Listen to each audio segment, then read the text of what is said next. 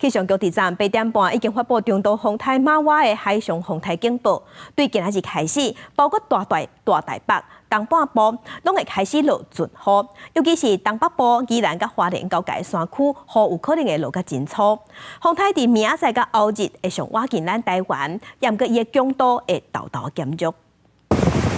海边啊，风险正大。气象局昨晚8点半发布中度风台马瓦系海上风台警报，警戒区域包括巴士海峡加台湾的东南部海面，也予离尾伫咧宜兰情人湾海边啊，找女学生的搜救任务更加困难。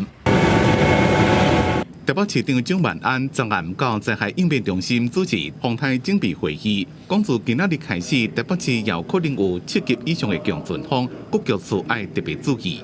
那这部分一定要做好万全的准备，防患未然，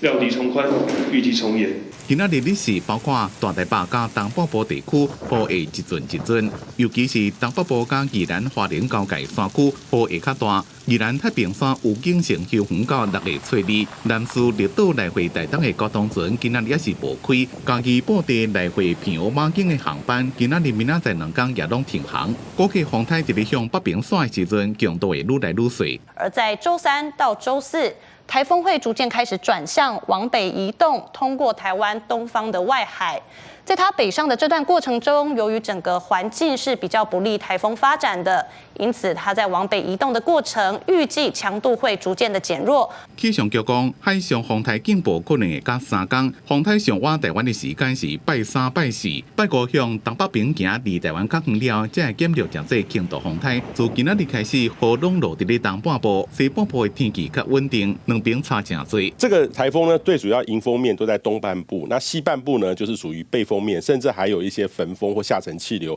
所以东半部呢非常的阴天，然后有阵雨，风浪非常的大。那西半部呢，基本上都是一个很高温热浪，中午高温大概都有35、36度的机会。气象专家讲，这礼拜将会是马瓦州，因为风台行的速度比预期较慢，这礼拜拢会影响台湾的天气。也提醒，若是6月初2到初4要去日本、沖縄旅游的民众，要注意航班的消息。记者综合报道。